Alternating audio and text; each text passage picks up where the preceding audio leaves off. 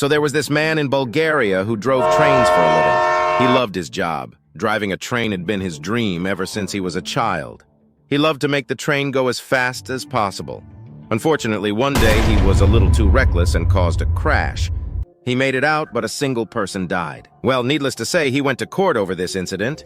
He was found guilty and was sentenced to death by electrocution.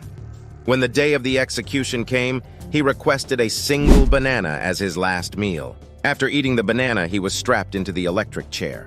The switch was flown, sparks flew, and smoke filled the air, but nothing happened. The man was perfectly fine. Well, at the time, there was an old Bulgarian law that said a failed execution was a sign of divine intervention, so the man was allowed to go free.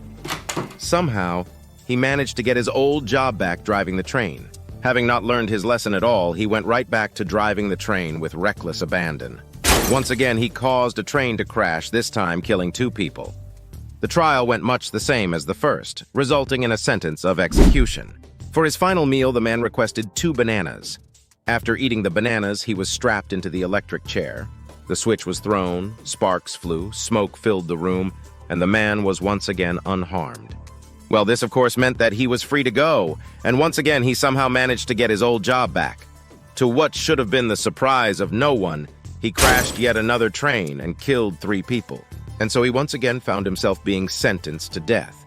On the day of his execution, he requested his final meal, 3 bananas. "You know what? No," said the executioner. "I've had it with you and your stupid bananas and walking out of here unharmed. I'm not giving you a thing to eat. We're strapping you in and doing this now." Well, it was against protocol, but the man was strapped into the electric chair without a last meal. The switch was pulled, sparks flew, smoke filled the room, and the man was still unharmed. The executioner was speechless. The man looked at the executioner and said, "Oh, the bananas had nothing to do with it. I'm just a bad conductor."